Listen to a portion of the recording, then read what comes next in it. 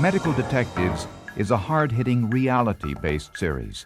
It's about new scientific technology and how it's cracking cases and solving crimes like rape, murder, and missing person cases. So my idea was always to have a murder mystery format where the viewer would play along, put themselves in with investigators, and what they were seeing, what they were learning from, what they were dismissing, what wasn't important, and that was the whole idea of it.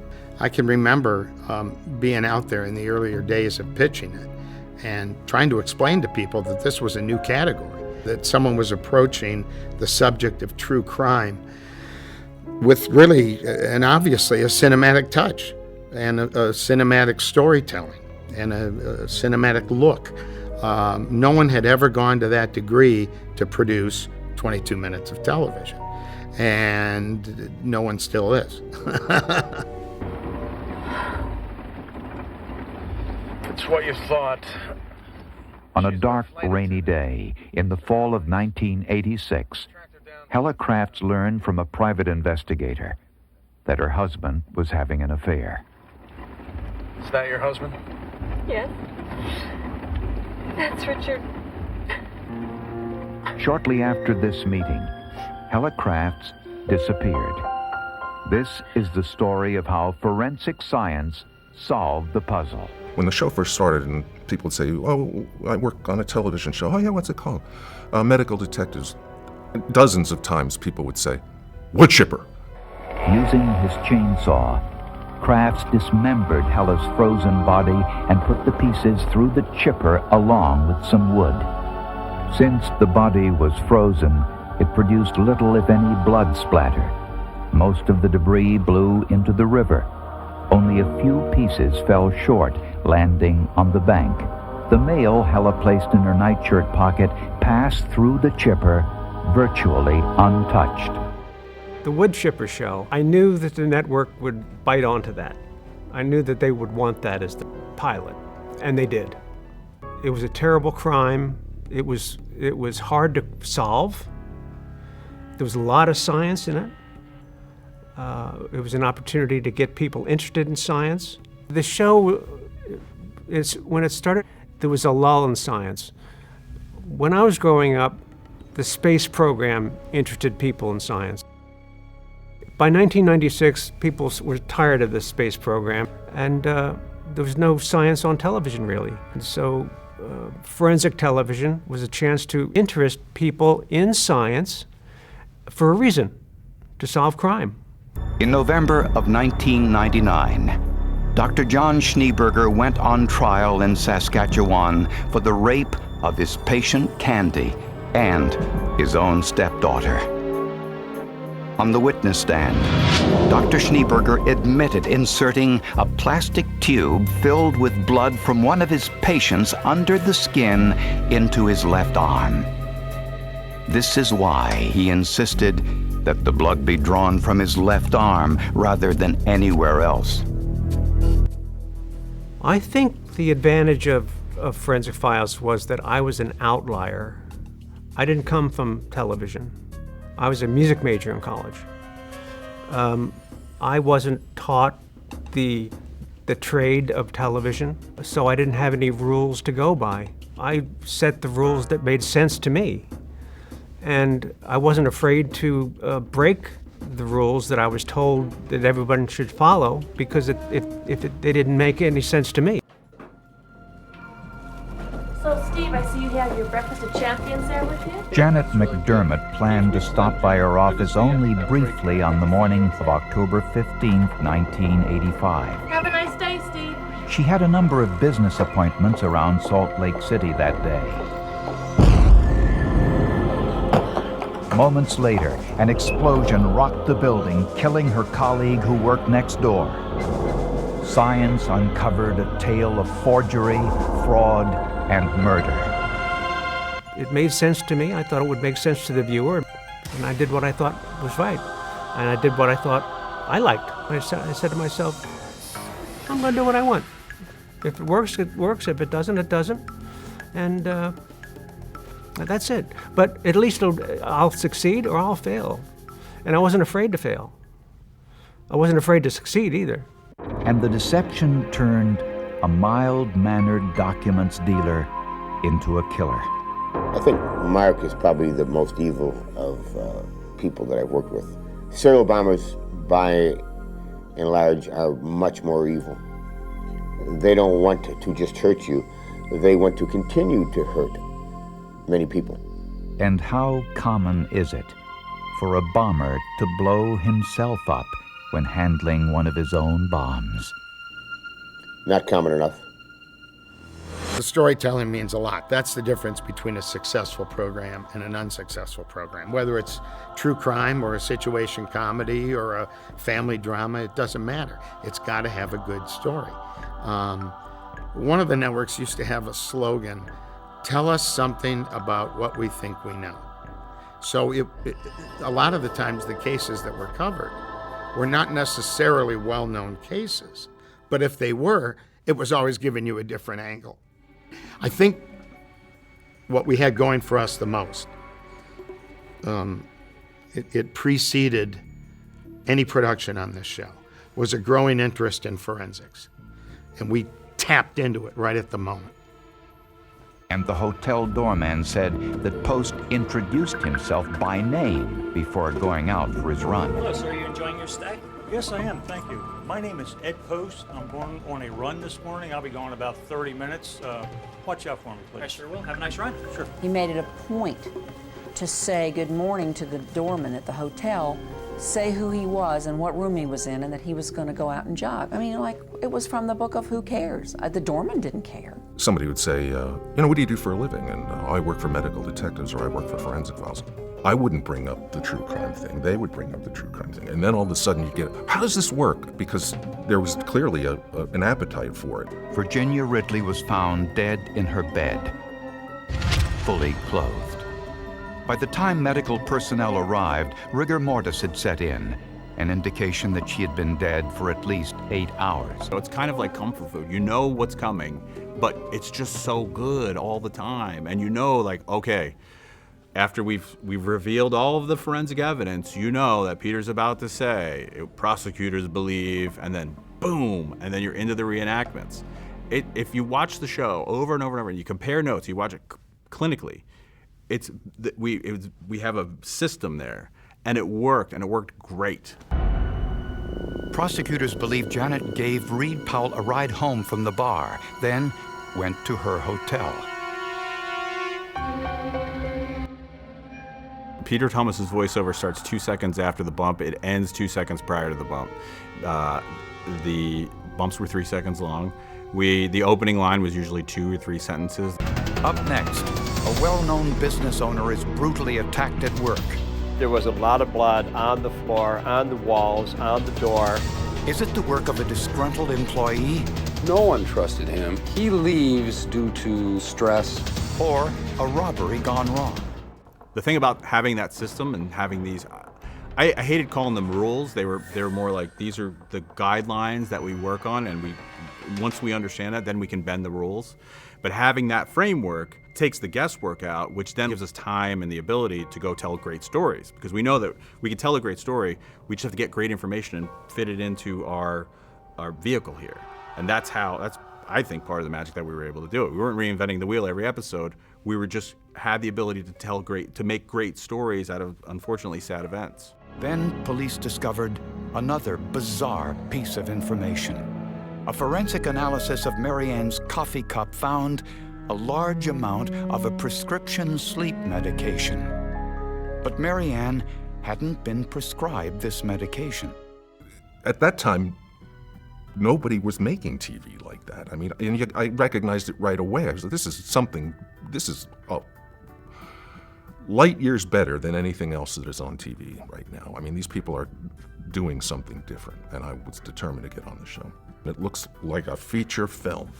And my wife is watching this with me, and I'm like, honey, I don't know what I have to do to get on this show, but this thing is a winner, and I'm gonna get my ass on this show come hell or high water. I did.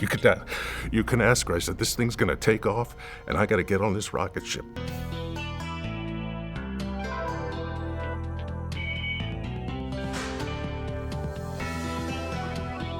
You'd be irresponsible to predict that a program can last for 25 years and still be at the peak of its performance.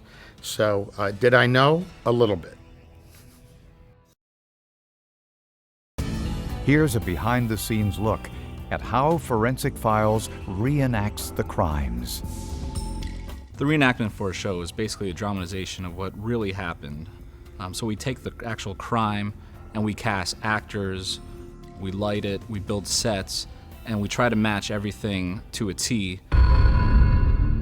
Prosecutors believe Dale either knew or strongly suspected Brian Roof was having an affair with his wife, Christy, and was afraid she was going to leave him. The one thing I'll take credit for is not having any budget for the recreations and making the priority to be, I want them to be good, I didn't want anybody to get hurt. We were blowing up things, we were crashing cars, we were setting people on fire with those fire suits. The rule for me was nobody gets hurt. And so I didn't care what we spent on it. And that was coming out of my pocket because the networks weren't paying me what the show cost to produce. There were at one time, I think my deficit were in the millions. And that was me. That was the house, that was the cars, that was the kid's college education. He entered his parents' home a little after 2 a.m. and deactivated the security system with a code known only to family members. Prosecutors say Christopher used an axe to attack his parents. He struck his father 16 times and his mother 3 times and left them both for dead. Obviously the stories are true, so when the stories come to us, Vince and Paul, they write a great script, they make the story work out, and then I get the script and I have to look at it and, well, how can we visually make this work? And a lot of times it's figuring out what actually happened in the crime. Sometimes the police say it happened this way, but when we set up a reenactment and we're doing it the way the police said it, sometimes we discover, well, maybe it didn't quite happen exactly like this, maybe it happened like this.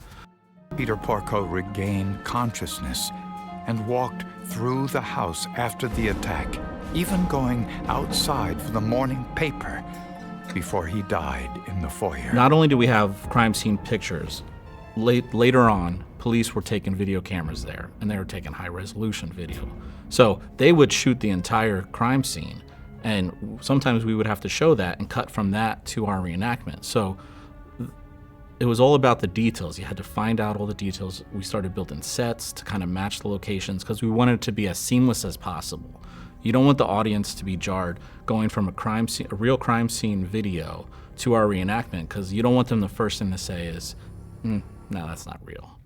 On a warm June morning in Tampa, Florida, authorities discovered the bodies of 3 women floating in Tampa Bay. They knew that there was foul play because the women were tied up and had bricks around them.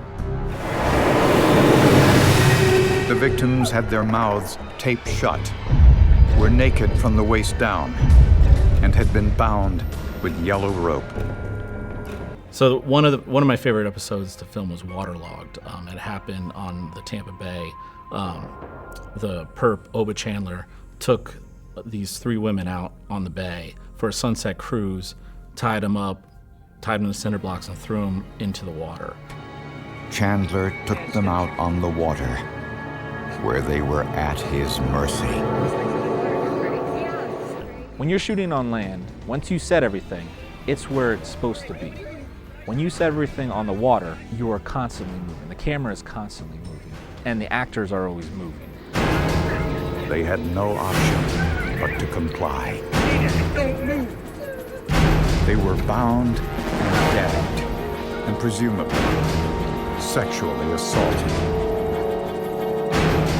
Later, he tied each one of them to a concrete block and threw them overboard. horrible, horrible story. But it was really fun to shoot because we were out on boats on Tampa Bay at sunset, and it just was a really great crew to work with, and the actors were great, and we had stunt doubles going in the water. We shot underwater footage, and the footage came out looking great. He called his wife on the ship-to-shore radio to tell her his boat had engine trouble and that he'd be late for dinner. From day one, I was struck by the quality of the reenactments. And from my first day to my final day there, the quality of the reenactments always increased. After the children left for school, John List put his plan in motion. He shot his wife in the head at point-blank range. He then climbed 2 flights of stairs and entered his mother's apartment. John! And that was one spot where the corners were never cut, and it was always quality. There was always meeting after meeting after meeting before Michael Jordan and his team went and shot the reenactments. The editors were a part of it. We tried to contribute, saying, hey, yeah, okay, we know this is coming down the line. We know we can do with this. Maybe we could do some visual effects here to kind of amplify what you couldn't get out there. For the episode Fishing for the Truth, we had the challenge of shooting a scene that took place in the middle of the Gulf of Mexico during a hurricane. We rented an airplane hangar, which was very big, high ceilings, and we had a tank built for us. And then we built a fake boat that goes in the tank. So not only do we have to build the tank and the boat, but we had to bring in the rest of the atmosphere, which was, we had to bring in rain machines. We brought in rain specialists who work on a lot of major motion pictures. We had a giant wind machine we brought in from New York City. We brought in lightning machines, special lightning machines. Once we put the actors on the boat, made it rain, made it wind, and it looked like they were in the middle of the Gulf of Mexico in a storm. In the episode Dark Waters, we had to have one speedboat jump over another boat. It was a boat accident that happened in the middle of a lake. For reasons unknown, Harry didn't tie up his boat, so it drifted into the boating lane without its running lights on. There the challenge was, well, how do we get the boat to jump the other boat and make it look real? And the physics of the real boats and how they would react to when one boat hit another boat. So there was a lot of variables that could have happened. So we had to take that into account. Whereas the shrimp boat, we knew what was going to happen because we controlled it. Even after 25 years, the reenactments for the show still stand up. I believe the viewers really enjoy our reenactments because we always provide them with the information, action, and energy that helps tell the story and drive it forward. Radosich decided to use an assault rifle with a homemade silencer, reinforced with tennis balls to further reduce the noise. Dana gave Joel the house keys, the alarm code, and told him where his father kept the box of 9mm ammunition. To establish his alibi, Dana had dinner that night with his girlfriend and her father, who happened to be an FBI agent. One of the big benefits of Forensic Files is we're giving people pieces to the puzzle throughout the show. And at the end, you put those puzzle pieces together, and that is unveiled in the final reenactment. And we treated every final reenactment like a mini movie. And between Peter's voice, the editing, our shooting, Paul's writing, and the music, that is the magic recipe that made our reenactments what they were. Dowling was back in his boat on the lake sometime around 2 p.m. when he reset the time on his video camera to 11:24. He never realized that he was a human sundial. His videotape told the story of deceit, not innocence. All homes have a history, which includes the memories, hopes, and dreams of all who have lived there. But this home in a quiet, upscale neighborhood in suburban New York held something more. In a steel drum, stored in a crawl space, was a secret that someone had hoped would last a lifetime.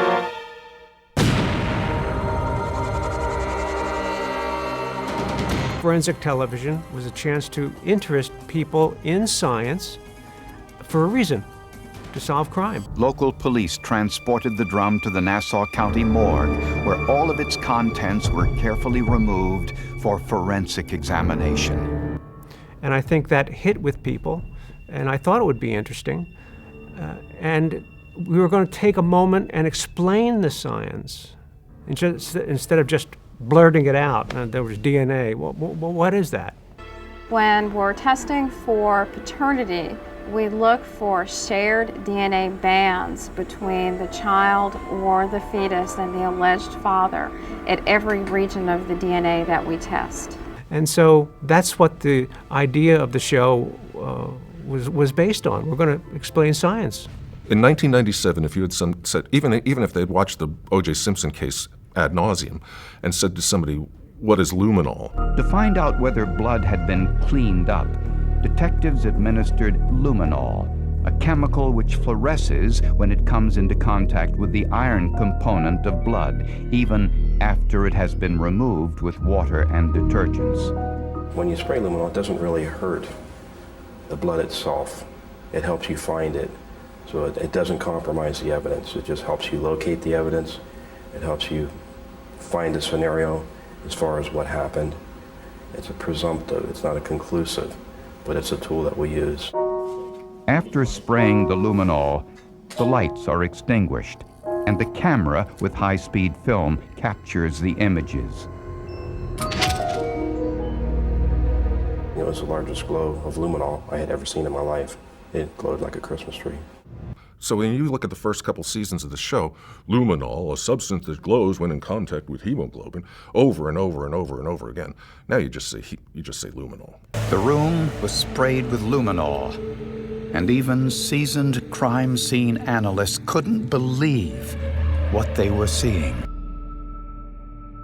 Gas chromatograph mass spectrometry. GC mass spec, they know what that is now, especially the hardcore viewers of this show. The tests were conducted with a mass spectrometer which bombards chemical molecules with ions, shattering them into their molecular components. The fragmentation creates a chemical fingerprint that can be compared to other chemical fingerprints to determine the unknown's identity. After weeks of testing and hundreds of tests, scientists finally got a break. I looked over in one corner, and in that one corner was one piece of paper. And on that piece of paper was a perfect mass spectra of succinylcholine. And that piece of paper was identified to have come from Shannon's tissues. It's become part of the common parlance, and I would make a case that this show is largely responsible for that having happened. To identify the blood, scientists needed a blood sample from Shirley's father, Melvin, for DNA testing. Since Shirley would get half of her DNA from each parent, scientists found that the blood in the car contained 50% of Melvin Duguay's genetic markers, meaning the blood was Shirley's. I don't think people would know forensics as well as they do if it wasn't for forensic files. It's easier now for me to talk about luminol and blood spatter since everybody is now watching true crime and listening to true crime and breathing true crime. Back when I started, it was a little awkward when you wanted to point out that maybe someone didn't die a certain way because you noticed that the blood splatter was farther than it should have been, or the husband's motive was a little suspicious. Or one of the things we noticed early on is that if your spouse gets a $100,000 to $300,000 life insurance policy, you're probably in trouble. It's never over that because they can't afford the premium. It's never under that because it's not worth it. But between $100,000 and $300,000 is usually the sweet spot to commit a crime. On the headrest, he found strands of hair. But there were no roots attached, so they couldn't be used for DNA testing. Also in the car was a tube of chapstick, presumably used by Dr. Schneeberger. On the end of the chapstick were epithelial cells from the lips of the last person who used it. Now you've got forensic psychiatrists, forensic psychologists, forensic chiropractors, forensic mystics, forensic accountants. That's my favorite, the forensic accountant. Now police wanted to know if Doug Beamish had worn these shoes. So they turned to a forensic podiatrist, Dr. Keith Bettles. When we first started out, DNA was sloppy and it was difficult to deal with. Now there's touch DNA, also security cameras. I mean, in 1997, you're not likely to get shot by a security camera. Now your average American gets shot 24 times a day. I don't know how anybody, they still do it, but how they can think they can get away with murder is almost beyond my comprehension. Prosecutors had so much forensic evidence they had a hard time deciding how to hold the jury's interest. We weren't certain that the public at large would be as interested in all of this forensic evidence, and we were curious about how the jury would receive it. And ultimately, we ultimately set aside a week that we just referred to as Forensic Week. We're shocked to see the jury sat on the edge of their seats. It was campfire storytelling. Okay? I expected the producers to come in and tell us a story, verbalize it, tell us as a campfire, what's the story about? On a sweltering Texas summer day in 1993, a work crew noticed something unusual off the side of the road. Under a thicket of thorn bushes was the nude, decapitated body of a young girl. And I used to go home and tell the children and my wife each story we were doing, not for them to enjoy, but for me to learn how to tell a story. Okay? If their eyes glazed over and they were looking out the window instead of listening to me, I used to say to myself, and I always used to say to Vince when I came into the next day, we got a problem. The kids weren't listening to this and they weren't terribly interested in it. Just 200 feet away was another body, a young white male. Residents of this small town wondered who would brutally kill two young people in this way, and what was the possible motive. If they were sitting on the edge of their seat saying, well, then what happened? Okay, well, then what happened to the other suspect? What happened to him? Okay, then I knew I was onto something. It was great fun, actually. This is the area where a road crew discovered the nude body of an adolescent girl. She had been shot, stabbed, decapitated, and her hands removed. She also had extensive wounds on her abdomen, thighs, and genital area. Some of the scariest criminals stick with you. A couple goes on vacation and is never heard from again. They're not looking for a missing person. Adults don't go missing. Adults leave a trail, and there's no trail, okay? Police find evidence the couple may have been shot. Hydroshock brand of ammunition is specifically designed for use against human beings. The last place they were seen was at a well-known nightclub in the resort town. That was taken at Secrets nightclub, the last night that they were alive. But there were other secrets that night, like what really happened to these two people. For me, it would probably be Erica and BJ Sifrit from the episode Dirty Little Secret. Here's two people that are roughly my age that went out to a bar to hunt, to find a random victim. And the scary part is I've been to that bar around the same time of the crime, so that could have been me. Neither one had ever been arrested before, but inside their car, police were surprised by what they found. BJ was a very highly regarded Navy SEAL. I mean, even within the SEAL community, he was highly regarded. He falls in love with this, and I don't mean to be pejorative here when I say this mouse of a woman who runs a scrapbook shop in Altoona, Pennsylvania. Okay, so we're talking opposites attract here.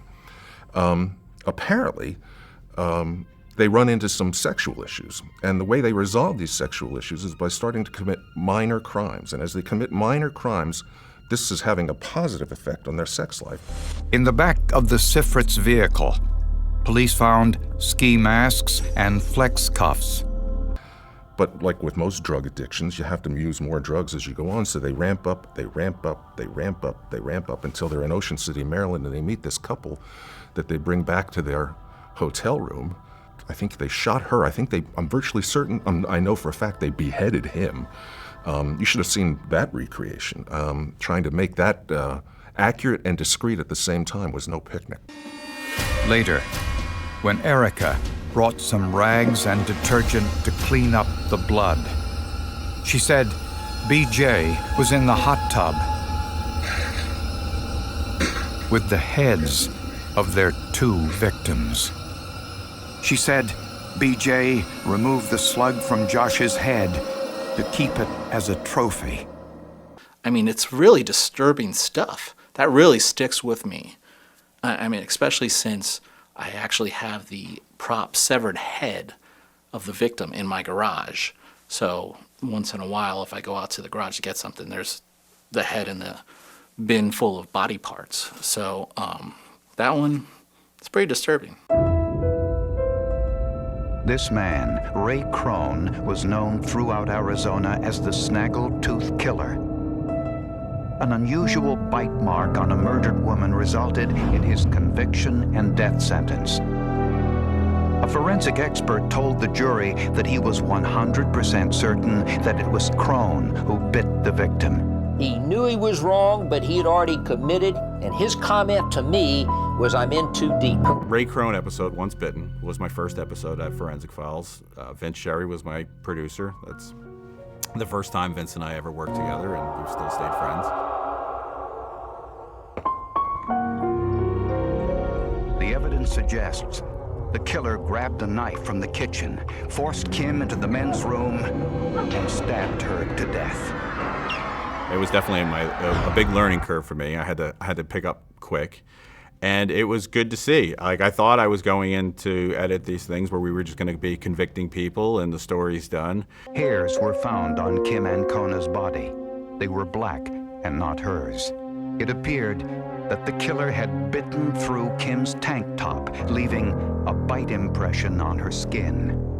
2 drinks were sitting on the bar, apparently poured after closing time. Forensic scientists found Kim's fingerprints on one glass. The other had prints not clear enough for identification. Ray Crone's case is an interesting case because it's a case that exemplifies how forensic science has changed over the last 25 years. He was convicted on a faulty bite mark. There's nobody that gets convicted on a bite mark, no matter how good it is anymore, unless there's DNA in that bite mark. Some of the bar's employees told police that Kim had expressed a romantic interest in Crone. If the bite mark, the shoe impression, and the hairs could be tied to him, police were sure they had their killer. He was convicted twice, by the way. He got a retrial and was convicted twice. So he figured, I'm never getting out of jail. But he was convicted on a faulty bite mark that the second analyst knew was a faulty bite mark. So he was in too deep and couldn't get out. But Ray holds no ill will toward anyone, and he's as nice a guy as you'd ever want to meet. That expert was Dr. Raymond Rawson, a forensic odontologist and also a senator in the Nevada State Legislature. At the trial, Dr. Rawson used this video in which photographs of the bite wound from Kim Ancona's body were superimposed on Ray Crone's bite impressions. Based on that evidence, Ray Crone was convicted of first-degree murder and was sentenced to death. I didn't care. If I was going to be in prison for something I didn't do, you might as well kill me. I mean, what was life? My whole life, everything I worked for, everything I stood for, 35-year-old man was gone. It was interesting to watch how they were able to reverse the forensic bite mark analysis and find DNA evidence in order to exonerate Ray. When I first viewed that case, thought there were too many inconsistencies for that to be a positive comparison between the teeth of Ray Crone, the suspect, and the victim's wounds. Dr. Sperber told his colleague working for the Arizona prosecutors that this evidence was exceptionally weak. He's a wonderful guy. He's one of the sweetest people you'll ever meet. It's kind of weird. I say, all the exoneration cases we've done, you'd think if you spent 10, 12, 15, 20 years in prison for a crime that you didn't commit, you'd pretty much want to kill the people that put you behind bars. I would say invariably we find these people that come to grips with it, and they're just like, it's okay. Which is inexplicable to me. After serving 10 years and 4 months for a crime he didn't commit, he walked out of prison a free man. I'd spent over 10 years in prison. I will never forget that day I got out. In fact, I commemorated it, so I won't ever forget it.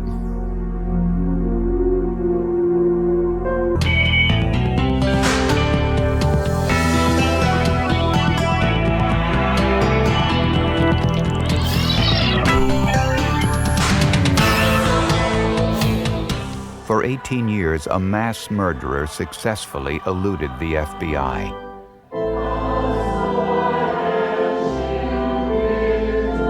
He was wanted for the murder of his entire family.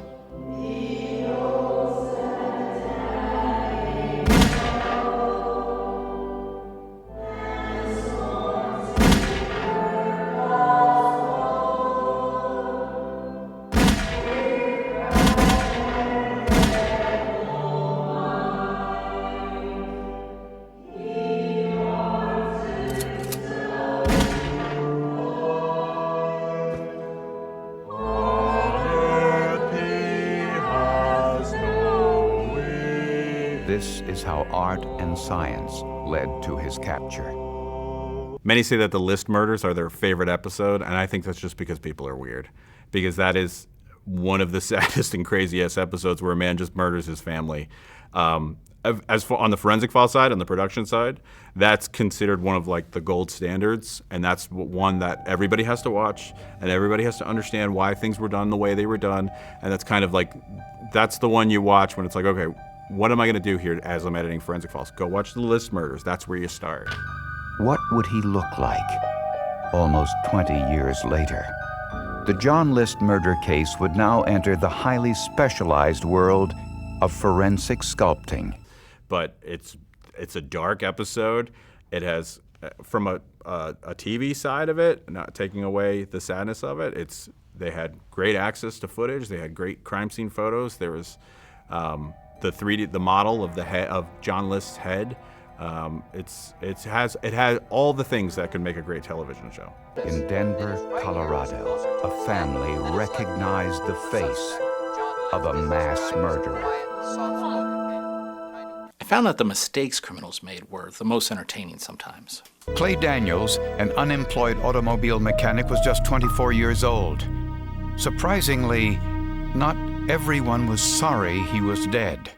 Absolutely, he's a loser. I've always felt that he was not the best material for her. Right off the bat, Antifree is everyone's favorite one. That it comes up. I check the Forensic Files fan pages, and I always see Antifree comments. That one's one of the best. At the same time, Stacy would routinely mispronounce the word antifreeze. So maybe that's why he had the antifree idea. I'm not really sure. Stacy Castor used the word antifree in the interview. The goddamn black shoes? Ken remained under the impression her death would be ruled an accident. During questioning, Ken had difficulty playing the role of bereaved husband. I must have told her 6 times to get rid of the black shoes, and then she bought some red ones just like them. And she'd get dressed and she'd say, "How do I look?" And I'd say, "Well, fine, except I wouldn't wear those damn black shoes. You're gonna fall." Goddamn black shoes. I still quote that line in my daily life. My girlfriend looks at me like she has no idea what I'm talking about. And I see her black shoes sitting on the floor. I'll trip over them. Goddamn black shoes. So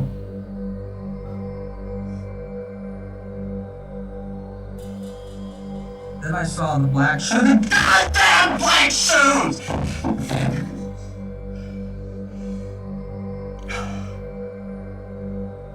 I think he had been acting for that whole day. But this was just opinion, not proof of murder. I remember it like yesterday, cutting that together. I remember when we found that clip of footage, it's like, oh my God, we gotta keep putting this in. We gotta hammer this one home. This is so great. Then I saw the black shoes. Goddamn black shoes! The guy who took the socks off his feet to use as gloves on his hands, but then walked around the crime scene barefoot and stepped on a hamburger bun, leaving a toe print on a bun. An unusual piece of evidence at the crime scene. They had what looked like a footprint in a hamburger bun next to Christina's body. Investigators believed it was made by the killer as he fled the scene. In order to verify their work, Iowa investigators took the bun and photographs to Gene Zarnicki, a certified print examiner at the DCI Crime Lab in Des Moines, Iowa. Zarnicki not only confirmed this was a right foot in the soft bread, but found enough clear ridge detail to convince him that it was the footprint of Carlos Robinson. The running joke is that nobody at Forensic Files has affairs on their wives because they know how you can end up dead. So But without proof, there was little police could do. So Michelle conducted her own investigation. Inside a silk plant, Michelle and her girlfriend hid a small video camera in her kitchen with a clear view of the kitchen countertop area. I was scared. I was afraid that he would see it. She then invited Maynard to dinner. As soon as he arrived, Michelle said she was going outside to put the steaks on the grill and asked Maynard to prepare her a drink. The videotape clearly revealed Maynard pouring an unknown substance into Michelle's soft drink. a cop saying to me one time, he was complaining about the show a little bit. I mean, we have a lot of, law enforcement generally loves us. The guy's like, well, you did a show about somebody bleaching a crime scene. That teaches people how to bleach a crime scene. And I said, well, what happened at the end of the show? He said, well, he ended up in jail. And I said, well, what's the moral of the story? I mean, you know, you can try, the moral of this show is that you can try like hell and it ain't gonna work. I mean, it's just, you know, the bad guy always gets it, except for a few exoneration cases we do. Police brought Jason Massey in for questioning. I said, Jason, I said, I want you to see something. And he looked at me and I threw down some photos of the crime scene, which showed Christina Benjamin and Brian King. And I said, Jason, I said, I want you to look at her. I said, tell me one thing. I said, is she as pretty now in these photos as she was that night that you had her? And he looked down and he looked at me, and the next thing I know, he's kind of bending over and he's gagging real big time, you know.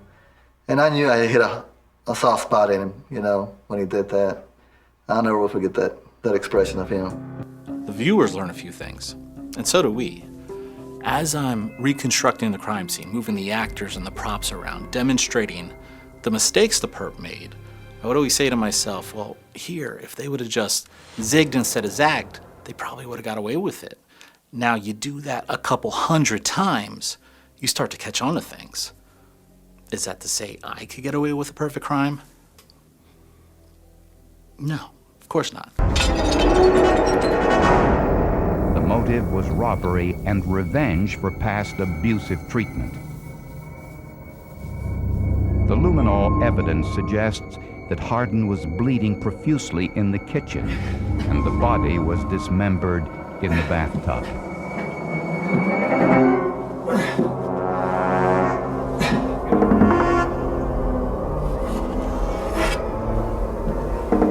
Nobody could get away with a perfect crime. Now, viewers at home who've seen every single episode might say to themselves, you know, I think I would be able to get away with murder. Well, it's easy to be an armchair serial killer, but once you actually put yourself in that moment, and you're going to take some missteps, and the investigators are going to catch up to you. So at the end of the day, there's no such thing as a perfect crime.